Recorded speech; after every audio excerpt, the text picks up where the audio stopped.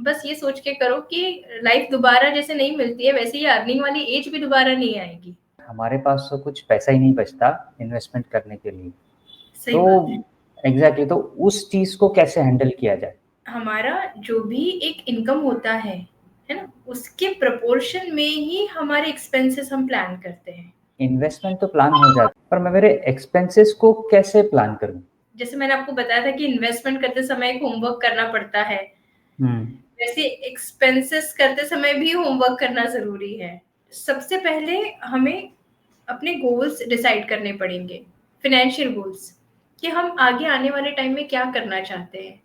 अगर कोई बहुत यंग पर्सन है, तो वो ये भी सोच सकता है, उसका गोल ये भी हो सकता है कि मुझे आगे आने वाले 5 साल में अपना बिज़नेस सेट करना है।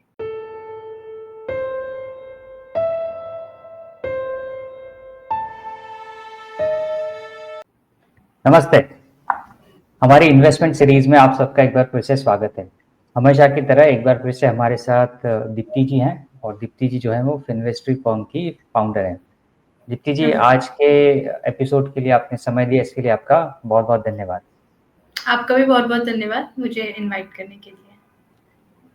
दीप्ति जी, एक बात मैंने बड़ी कॉमनली सुनी है, हुँ, मेरे कई फ्रेंड्स से या फिर और भी कई लोगों से, बड़ा एक कॉमन टर्म है कि यार हमारे पास तो कुछ पैसा ही नहीं बचता इन्वेस्टमेंट करने के लिए।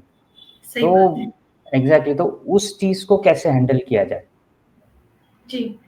अ, मेरे पास भी काफ़ी सारे ऐसे क्लाइंट्स आते हैं, जो स्पेशली जो नए क्लाइंट्स रहते हैं, जो मेरे एक्जिस्टिंग क्लाइंट्स हैं, वो तो ऐसा कोई नहीं बोलता है क्योंकि उनका ओवरऑल मतलब मैनेजमेंट प्रॉपर है तो।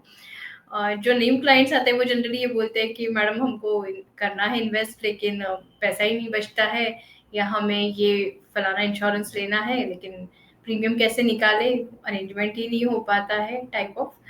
तो मुझे हमेशा ऐसा लगता है, मैं बाकी मेरे पास जो लोग आते हैं मैं उनको भी ऐसे ही गाइड करती हूँ कि हमारा जो भी एक इनकम होता है ना? उसके प्रोपोर्शन में ही हमारे एक्सपेंसेस हम प्लान करते हैं।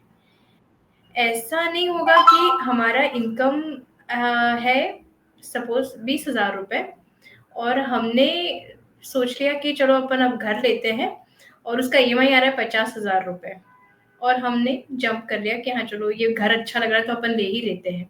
हम ये देखेंगे ना कि क्या वो ईएमआई को हम कर पाएँगे, भर पाएँगे, है ना?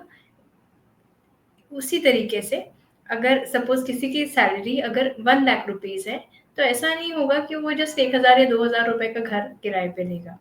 तो सॉरी मतलब रेंट पे लेगा या ऐसा कुछ कि इतना लो इस पे लेगा कि ईएमआई उतनी कम आएगी, ऐसा नहीं होगा ना। तो इस तरीके से रहता है कि जो हमारा एक इनकम लेवल रहता है, उसी के हिसाब से हम अपने एक्सपेंसेस प्लान करते हैं और उसी के हिसाब से हम अपने इन्वेस्टमेंट प्लान करते हैं, क्योंकि इनकम में ही ये दोनों प्रोपोर्शन होते हैं, इन्वेस्टमेंट वाला भी और एक्सपेंस वाला भी। तो अब होता क्या है कि थोड़ा-सा गड़बड़ कहाँ होती है, प्लानिंग में गड़बड़ हो जाती है लोगों की। मतलब थोड़ा-सा असेसमेंट उनका गलत हो जाता है या सही तरीके से वो नहीं अज़्यूम कर पाते, एनालाइज़ कर पाते हैं। तो होता क्या है कि जैसे इनकम आपकी आई और आपको जो आपके ज़रूरी वाले एक्सपेंस थे वो आपने किए, उसके बाद कुछ लोग होते हैं जो क्रेडिट कार्ड ज़्यादा यूज़ करते हैं। कुछ लोग होते हैं जो यूपीआई ऐप्स को बहुत ज़्यादा यूज़ करते हैं, क्योंकि अभी तो कैसा हो गया, स्मार्ट मनी हो गया है। कोई भी हार्ड कैश लेके नहीं घूमता है, बहुत कम लोग हार्ड कैश यूज़ करते हैं। तो जहाँ पे भी ज़रूरत पड़ी सीधे गए, स्कैन किया और काम हो गया, या कार्ड स्क्रैच किया और काम हो गया। तो उसमें क्या होता है कि हम ऐसा करने में हम थोड़ा-सा सिस्टम से या मैनेज करके नहीं चल पाते हैं और उसकी वजह से सारी प्रॉब्लम्स होती हैं। मतलब हमने कहीं पर भी ये नहीं लिखा कि हमें कितनी इनकम हमारी आई और हम क्या-क्या एक्सपेंसेस करें। जैसे पहले के ज़माने में अगर आपको याद हो, हमारे घर पे हमारे मम्मी-पापा, मतलब मेरे यहाँ तो आज भी मेरे जो मदर-फादर है वो लिस्ट बनाते हैं। लिस्ट में लिखा जाता है कि क्या-क्या एक्सपेंसेस हुए और मंथ के एंड में देखा जाता है कि इस बार कितने एक्सपेंस ज़्यादा हुए या कम हुए या प्रोपोर्शनेट हुए। अगर ज़्यादा हुए होते हैं तो कहीं न कहीं नेक्स्ट मंथ में उन ये देख के कि अरे कहाँ ज़्यादा हो गए, कुछ अननेसेसरी तो नहीं हो गया, तो वो करके उनको नेक्स्ट मंथ में आने वाले टाइम में मैनेज करने की कोशिश की जाती है। लेकिन कितने लोग ऐसा करते हैं? वो सबसे बड़ा क्वेश्चन मार्क है। तो जो लोग ऐसा करते हैं, उनको प्रॉब्लम नहीं आती है, उनके इन्वेस्टमेंट और सब कुछ प्रॉपर तरीके से चलते हैं। लेकिन जो लोग ऐसा नहीं करते हैं, सबसे बड़ी प्रॉब्लम उन्हीं को आती है। तो मतलब कि हमें हमारे एक्सपेंसेस की प्लानिंग के ऊपर, उनके मैनेजमेंट के ऊपर उनको बड़ा ध्यान देने की ज़रूरत है कि हम क्या खर्चे कर रहे हैं और उसमें से कहीं कोई अननेसेसरी खर्चा तो नहीं है, उसे मॉनिटर करना बड़ा एक ज़रूरी है। पर इसमें एक और चीज़ होती है कि इन्वेस्टमेंट तो प्लान हो जाता है कि मुझे 50,000 इन्वेस्ट करना है, मुझे 20,000 करना है पर मंथ, या मेरे पास एक लमसम 5 लाख का अमाउंट आ गया, मुझे वो करना है। पर मैं मेरे एक्सपेंसेस को कैसे प्लान करूँ? हाँ, एक्सपेंसेस को कैसे प्लान करूँ, इसका भी मतलब अगर आप देखेंगे तो इस जैसे मैंने आपको बताया था कि इन्वेस्टमेंट करते समय एक होमवर्क करना पड़ता है। वैसे एक्सपेंसेस करते समय भी होमवर्क करना ज़रूरी है, जो बहुत लोग नहीं करते, स्पेशली जो एकदम यूथ है, जो यंगर जनरेशन है, कि जो बस अभी 20-22 साल के अभी कॉलेज से पढ़े, कैंपस में अच्छा प्लेसमेंट लग गया, बढ़िया पैकेज लग गया और फिर उसके बाद एकदम फ्री सारे एक्सपेंस करने के लिए। तो वो तो कई बार ऐसा भी हो जाता है कि उनका वो क्रेडिट कार्ड वाला भी लिमिट खत्म हो जाता है, वो भी एग्ज़ॉस्ट हो जाता है और फिर कोई सीमा ही नहीं रहती है। इस तरीके से वो लोग काम करते हैं। तो इन जनरल अगर हम बात करें तो हमें एक्सपेंस का भी प्लानिंग करना चाहिए, होमवर्क करना चाहिए। वो होमवर्क कैसे करेंगे वो मैं आपको बताती हूँ। सबसे पहले हमें अपने गोल्स डिसाइड करने पड़ेंगे, फाइनेंशियल गोल्स, कि हम आगे आने वाले टाइम में क्या करना चाहते हैं। अगर कोई बहुत यंग पर्सन है, तो वो ये भी सोच सकता है, उसका गोल ये भी हो सकता है कि मुझे आगे आने वाले 5 साल में अपना बिज़नेस सेट करना है। तो according to the nature of business मुझे ये कैपिटल लगेगा, तो क्या मैं इतना मेरे पास है? अगर नहीं है, तो क्या मैं इसका प्रोविज़न कर सकता हूँ? Type of. तो इस तरीके से जो भी सबसे पहले आपके गोल्स डिसाइडेड होने चाहिए। गोल्स क्यों डिसाइडेड होने चाहिए? क्योंकि अगर गोल्स डिसाइडेड होंगे तभी आप ये डिसाइड कर पाओगे कि कौन-सा गोल किसको प्रायोरिटाइज़ करना है और किसको नहीं। क्योंकि गोल्स तो सबके बहुत सारे हो सकते हैं, अनलिमिटेड हो सकते हैं, बट हम सबके लिए एक साथ प्रोविज़न नहीं कर सकते ना। और दूसरी चीज़, जैसा हमारा इनकम होगा उसी हिसाब से वो प्रोविज़न, मतलब जो इन्वेस्टमेंट हम लोग करेंगे अपने गोल्स के लिए, वो उसी प्रोपोर्शन में होगा। तो अगर हो सकता है किसी के 5 गोल्स हैं, तो वो पाँचों के लिए प्रोविज़न करने इतना अमाउंट सफिशिएंट उसके पास नहीं होगा। तो वो क्या करेगा कि वो प्रायोरिटाइज़ करेगा कि कौन से गोल को के लिए मुझे पहले प्रोविज़न करना है, कौन सा गोल मुझे पहले कंप्लीट करना है। तो सबसे पहला अगर आपने गोल शीट आपकी बना ली है, आप क्लियर हो कि हाँ, मुझे क्या-क्या अचीव करना है, तो वो आपको हेल्प करेगा आपके एक्सपेंसेस को प्लान करने में। अब एक्सपेंसेस को प्लान कैसे करते हैं, वो भी मैं आपको बताती हूँ यहाँ पे।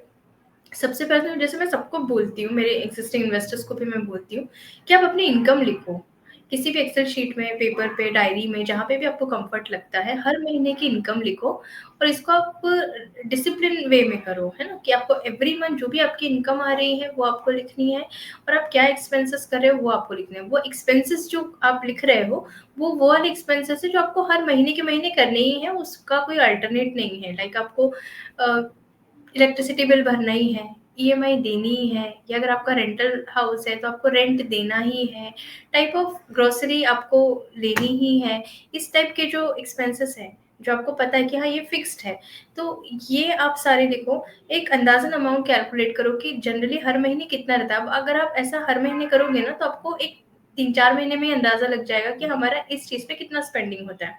उसके बाद जो सरप्लस अमाउंट बचता है, उसको आप 2 चीज़ों में डिवाइड करो। पहले आपका जो भी इन्वेस्टमेंट्स वगैरह आप प्लान करो उससे, कि हमें आने वाले हमारे जो गोल है, कि जो भी ये एक्स-वाई-ज़ेड गोल है, इसके प्रोपोर्शन में हमें आज से कितना इन्वेस्टमेंट पर मंथ या पर क्वार्टर या एनुअली हम लोग प्रोविज़न बना सकते हैं उसका।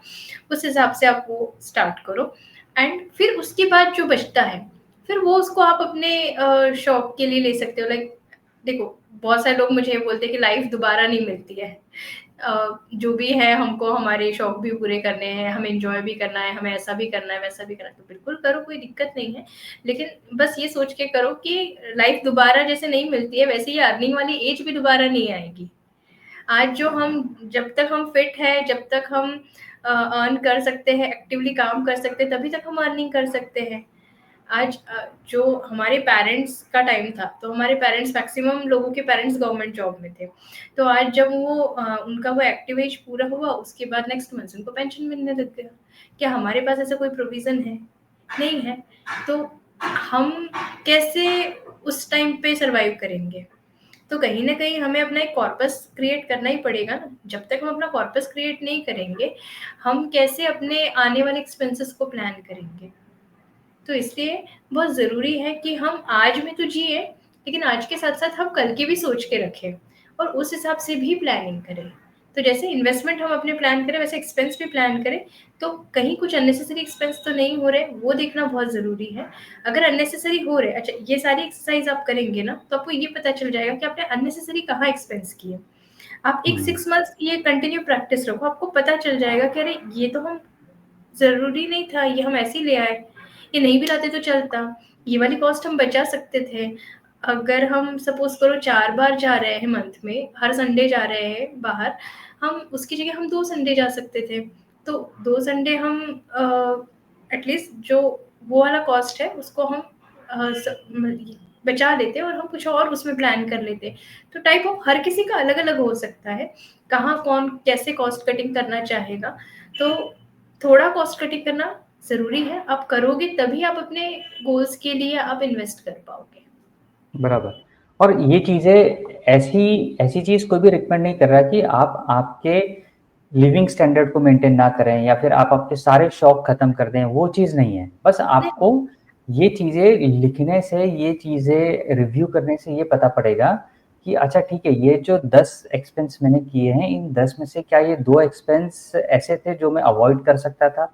या मैंने इसे बिना किसी वजह के ये एक्सपेंसेस मैंने कर दिए। करेक्ट। इसमें एक और चीज़ होती है दीप्ति जी कि कई लोगों की एक ये प्रॉब्लम होती है कि एक साथ 1 मंथ में उनके पास बहुत सारे बड़े-बड़े खर्चे आ जाते हैं। तो वो उन खर्चों को हैंडल ही नहीं कर पाते हैं। फिर या तो वो कोई पर्सनल लोन ले लेते हैं या फिर अपने रिश्तेदारों से या अपने दोस्तों से कुछ उधार माँग लेते हैं। तो इस चीज़ को कैसे हैंडल किया जाए? इस चीज़ को हैंडल करने का सबसे अच्छा तरीका यही है कि आपको ईयर के स्टार्टिंग में आप या जब भी आप जैसे आज से भी आप शुरू कर रहे हो, तो नेक्स्ट आने वाले ईयर के लिए आपके ऐसे कौन से बड़े-बड़े और ज़रूरी खर्चे हैं, वो भी आप एक साइड लिखिए अपनी डायरी में या एक एक्सेल शीट पे लिखिए कि लाइक आने वाली आपकी जैसे कोई एनुअल प्रीमियम्स है, आपकी ईएमआईज़ है, बच्चों की फीस है, ऐसे खर्चे जो कि अनअवॉइडेबल है और जो आते ही हैं और जो आपको देने ही हैं, ठीक है? तो ये सारे आप उनको लिखिए और उसका एक एस्टिमेटेड अमाउंट देखिए कि ईयरली कितना होता है और फिर उसको आप थोड़ा-सा मंथली बेसिस पे डिवाइड कीजिए, मंथली या क्वार्टरली जैसे भी आपको डिवाइड करना हो, जिसके फ्रीक्वेंसी से आपका वो एक्सपेंस आता हो, उस हिसाब से आप डिवाइड करके उसका प्रोविज़न करना शुरू कीजिए। तो एक तो ये है कि हम एक्जिस्टिंग इनकम में से वो प्रोविज़न करना शुरू करें। इन द वे ऑफ कुछ लोग आरडी बना लेते हैं, कुछ लोग एसआईपी कर लेते हैं कंज़र्वेटिव फंड्स में। तो उससे क्या होता है कि जब भी फिर वो प्रीमियम या वो ईएमआई या कोई भी वो बच्चों की फीस या ऐसा बड़ा एक्सपेंस आता है, तो वो उस टाइम पे हमने वो ब्रेक किया, जो हमने उस प्रोविज़न को किया था और वो हमने वहाँ से पे कर दिया। तो ये एक सबसे अच्छा तरीका है। दूसरा इस पे मैं आपको एक बात और बताना चाहूँगी कि अभी तो हम एक्टिव इनकम कर रहे हैं, इसलिए हम ये सब कर पाएँगे, एसआईपी, आरडी और सब कुछ, है ना? आपको थोड़ा-सा इसमें आगे के लेंस लगा के भी सोचना पड़ेगा कि जब हमारी एक्टिव अर्निंग नहीं रहेगी, तब भी मेडिक्लेम के प्रीमियम्स तो रहेंगे ना। हुँ, तो फ्यूचर के बराबर। हिसाब से सोचो और आज जो प्रीमियम आज आ रही है, क्या वही आएँगी? नहीं, हमारी एज के साथ-साथ वो मेडिकल एक्सपेंसेस भी बढ़ते हैं, तो उस वजह से जो मेडिक्लेम कंपनीज़ हैं, वो आज आपकी जो प्रीमियम आ रही है, उससे डबल-तिबल या पता नहीं और कितने गुना कर देंगी क्योंकि एज़ पर उनको भी इन्फ्लेशन बीट करना होता है ना, वो भी सेम कॉस्ट पे आपको कैसे प्रोवाइड कर सकती हैं। तो इस टाइप के कुछ खर्चे कि जो आगे आ सकते हैं, आपको वो भी माइंड में रखने पड़ेंगे कि जब आपकी वो एक्टिव इनकम नहीं होगी, तब आप उन खर्चों को कैसे करोगे, है ना? तो उस हिसाब से आपको अपना कोई एक इन्वेस्टमेंट इतना लॉन्ग टर्म के लिए करना होगा। जनरली लोग क्या करते हैं, अभी कहीं इन्वेस्ट किया, फिर 3-4 साल में अच्छा प्रॉफिट दिखा, निकाल लिया। तो मैं हमेशा सबको ये सजेस्ट करती हूँ कि आप आप अपना इन्वेस्टमेंट जब करते हो, तो कोई एक पैसा जो आपको ऐसा लगता है कि इसको आप छोड़ सकते हो लगा के, लंबे समय के लिए रखो। अगर आपने इसको लंबे समय के लिए रखा और किसी ऐसी एसेट में रखो, जिसमें कंपाउंडिंग बेनिफिट अच्छा हो, जैसे म्यूचुअल फंड में होता है, जैसे इक्विटीज़ में होता है, इवन गोल्ड वगैरह में भी होता है, प्रॉपर्टी में भी होता है, ऐसा नहीं है। लेकिन फिर एज़ पर अपना कम्फर्ट और प्रेफ़रेंस, जो भी एसेट क्लास आप चूज़ करते हो, उसको रखो। उसको इतना लंबा रखो कि वो अच्छा खासा कंपाउंडिंग करके दे, तो सो दैट जब आपका वो एक्टिव एज निकल जाए और उस टाइम पे आपको इस टाइप की प्रीमियम्स भरनी पड़े या इस टाइप के अगर आपको कोई बड़े खर्चे करने पड़े, तो उनको आप बहुत इजीली कर पाओ। तो इसलिए मैं एक ही चीज़ आपको बोलूँगी कि जो भी व्यूअर्स है इसके, वो हर कोई अपने जो भी फाइनेंशियल एडवाइज़र है, डिस्ट्रीब्यूटर है या ऐसे कोई भी लोग जिनसे वो कंसल्ट करते हैं, उनके पास बैठे और उनको बताएँ प्रॉपर तरीके से, क्योंकि क्या इनकम है, क्या एक्सपेंसेस है, क्या आगे के फ्यूचर गोल्स है, कितने टाइम तक वो एक्टिवली वर्क कर सकते हैं ऐसा उनको लगता है, और किस-किस हिसाब के प्रोविज़न उनको आगे बनाने चाहिए। ये डिटेल प्लानिंग जब वो करेंगे, तब उनको ये पता चलेगा कि हमें आज की डेट से एक्सपेंसेस अपने कैसे मैनेज करने पड़ेंगे। क्योंकि आगे के गोल्स दिखेंगे तो उस हिसाब से प्रोविज़न्स दिखेंगे, तो वो फिर एक्सपेंस का प्रॉपर मैनेजमेंट कर पाएँगे। बराबर, ये सारी चीज़ें सही है। आपने बड़ी अच्छी चीज़ बताई कि जब एकदम से 1 महीने में इतने सारे खर्चे आ जाएँ तो उसे कैसे हैंडल करना। फिर आपने ये भी चीज़ें बताई कि कैसे हम हमारे इनकम के प्रोपोर्शन में एक्सपेंसेस हमारे बढ़ते जाते हैं और एक इनकम के साथ-साथ हमारा लिविंग स्टैंडर्ड भी बढ़ता जाता है और उस स्टैंडर्ड को मेंटेन करने के लिए हमें हमारे खर्चे भी उसी प्रोपोर्शन में हैंडल करने पड़ते हैं। तो दीप्ति जी, आज आपने बड़ी ही इम्पोर्टेंट चीज़ें ये बताई और आई एम श्योर जिन लोगों ने ये चीज़ देखेंगे, सुनेंगे, उनको अब ये पता पड़ेगा कि इनकम के साथ-साथ एक्सपेंसेस को मैनेज करना भी कितना इम्पोर्टेंट है और इसी इम्पोर्टेंट की वजह से शायद इसे फाइनेंशियल प्लानिंग में एक बड़ा इम्पोर्टेंट एस्पेक्ट माना जाता है। तो आज के आपके समय के लिए बहुत-बहुत धन्यवाद। आपसे फिर और किसी इम्पोर्टेंट टॉपिक पे वापस जुड़ेंगे और उसकी जानकारी लेंगे। तो आज के जी, समय के लिए आपका बहुत-बहुत धन्यवाद। आपका भी बहुत-बहुत धन्यवाद।